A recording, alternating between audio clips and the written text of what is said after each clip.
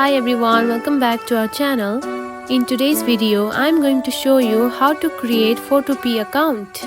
If you don't know how to create the Photopea account, then this tutorial is for you. And trust me, it is very simple. So let's dive right in. Find the Photopea app on your home screen. If you haven't downloaded it yet, you can download it from the App Store. Now open it. Now tap on to the next button. Keep on tapping it like this. Then tap on to continue button. Now choose one of the options that you want to add to the Photopea account. Then again choose one of the options that you would like to add. Next choose one again. Now like this, very easily the Photopea account has been created. Now enjoy editing your photos.